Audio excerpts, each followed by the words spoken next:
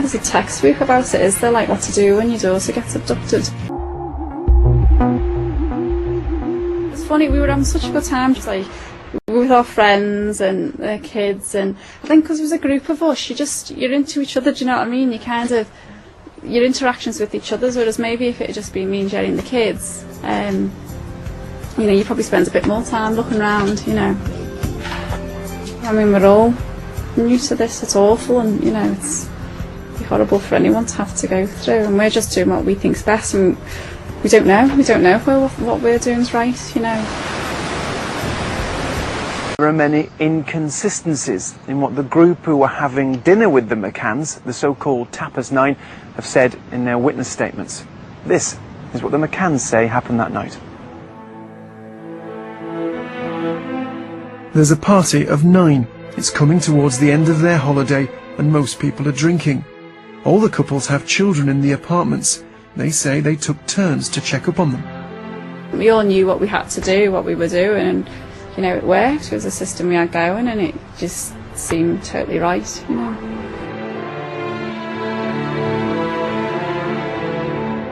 The McCanns quickly grew impatient at the police response.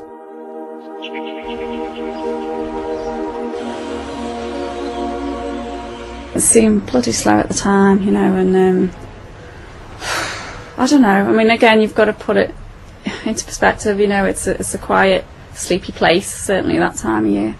There's no local police. You know, so they have to come from the nearest town. The local police come out. You've got to remember we had the language barrier as well.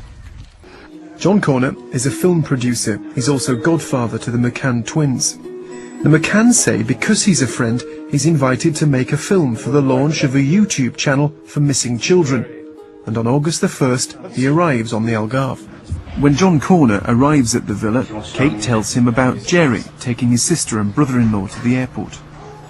Jerry took them, yeah, he's a bit crumbly, I think. I think he was alright, then he said, right, I'm going to go now, and then he lost it. And I got a text from Trish, and it said, nearly choked on me full English because of that tiny tears husband of yours, you know. Oh. But yeah, no. Is he big brother or little brother? Little brother, yeah, Jerry's the youngest, yeah. He's the youngest, isn't yeah. he? Of course. Because the media see Jerry as this kind of emotionless warrior, and he's not really, is he? No, he's not. I mean, it's really harsh to say that, because, I mean, you know, Jerry's always been a very focused person. He's enthusiastic, he's focused, and he's incredibly positive, which is great for me, to be honest. And he's obviously used to speaking in public, not dealing with media, but speaking in public. So he's able to go on and do that and throw himself into it, you know. And I think that's what people see. And you know, people say, "Oh, how can you do that? Or how can you stand there and do that when your daughter's been taken and everything?" And I mean, I've been like that before, you know. And there's been other cases of kids that have been taken or killed or whatever. And you think to yourself, how does anyone cope with that? How could you get through another day? And then you throw it back to yourself and think, how did I get up this morning? How did I get a shower? How did I get my breakfast? And something obviously gets you through it, apart from the first few days, which you have total sort of physical shutdown, but something gets you through it, do you know what I mean? And I think until you're in that situation, you just can't say. You know, he has his lows as well, you know, for sure. And in fact, probably Jerry's lowest points were often on a Saturday, because we had like a family day. We just say, right, we'll try and put the work on hold as much as you can. And we'll do something with the twins, and he often found that the hardest, because we were having family time without Madeline, you know. It just didn't seem right. Because you're their friend, people might treat these pictures with some scepticism. What difference do you think it made that you were their friend?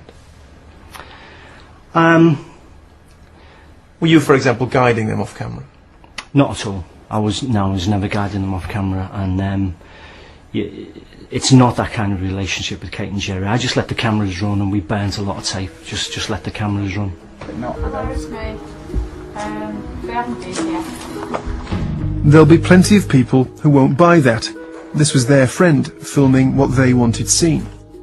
But their supporters would say they weren't then suspects. And if they were hiding an extraordinary secret, is it likely the couple would invite a camera team, however friendly, into their lives?